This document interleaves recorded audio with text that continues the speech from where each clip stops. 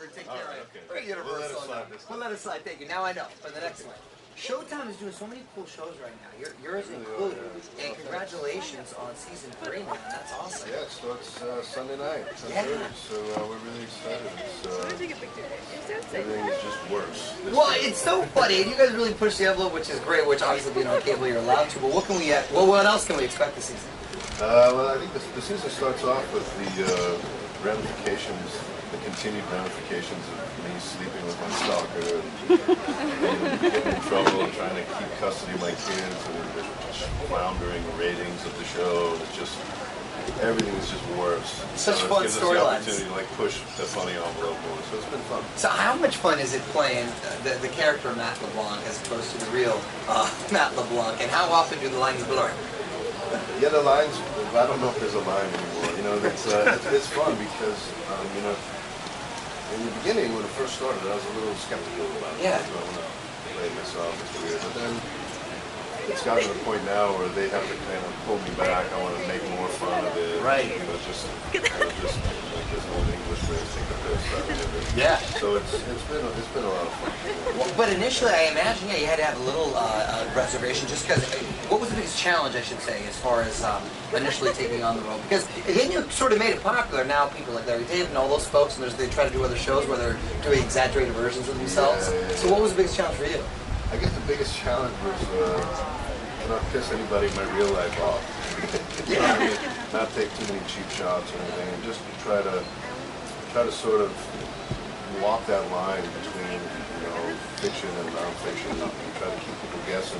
Was that really real, or did that actually maybe happen? Or is that Does he like that? Yeah. So it's, you know, it's interesting to sort of walk that line. And the writers, Jeffrey Clark and Dave Crane, have done a fantastic job of doing that. It's been great. No, it's brilliant. It's very clever the way they go about it. And the show within the show is called Bucks. Not exactly a ratings hit. No, it's even worse. It's going to remain that way? Yeah, it just goes really, really bad, to the point where I try to get them to kill me. I go to the writers, the English couple, and I try to get them to kill me off the show because I want to go and do this other pilot for NBC. Right. I can't. They won't kill me off the show, so I'm really mad. I'm stuck on the show, which is kind of like, that happens in Hollywood sometimes. Yeah, no, it does You happen. want to go do something and you can't because you have a deal over here. So how different is this experience from Friends? I mean, obviously it's a single camera versus multi-camera, but is it just time-consuming, or is the approach different? Yeah, I mean, multi-camera, you rehearse all week, and then the audience comes in and you shoot it like a play, so it's in chronological order, so the audience can follow along. And single camera, you shoot every day, and you shoot all out of order. Like a movie. Right, and we shoot in London, so they write all the episodes in advance. So I have all 9 episodes in advance, so it's kind of a luxury you don't get, so it can kind of map up. Yeah. All the actors can map Because they don't out do that in the sitcoms, a lot of people don't know, right?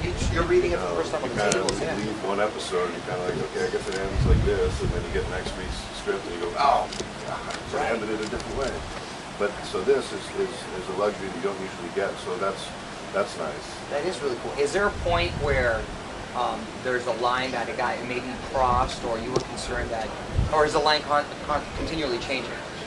Like, we can't go there, that's maybe a little too much. Yeah, you know, it started, I was a little more protective in the beginning. Now I think the gloves are off. Gloves are off. Go for it, yeah. And I love it because you sleep around with a lot of women. Very It's not a bad thing.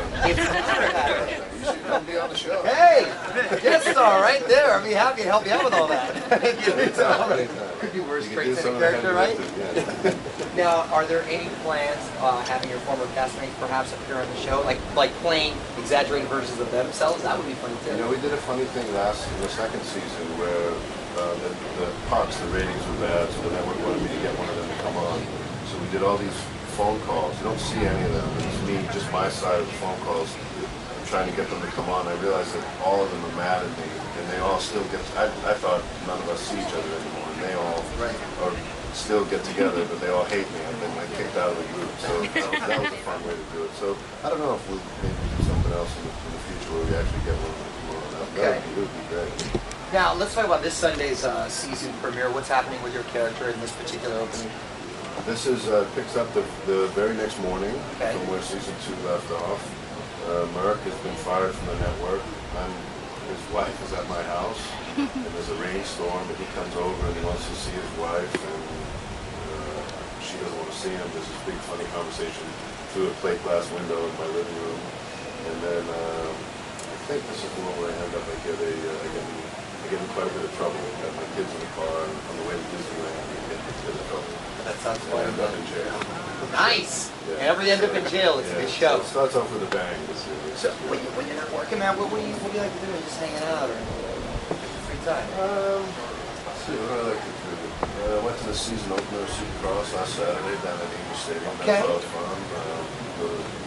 I'm kind of a gear out to go to races, Formula 1, motocross, MotoGP, whatever. Nice. Spend time with the kids, just kind of stay home. I don't go out too much. Yeah, just hanging out. Those are nice. Just here. Yeah, just hanging out. Well, I appreciate you coming here. Oh, and thank you so much. Congrats again. And please be sure to watch Matt in the season premiere of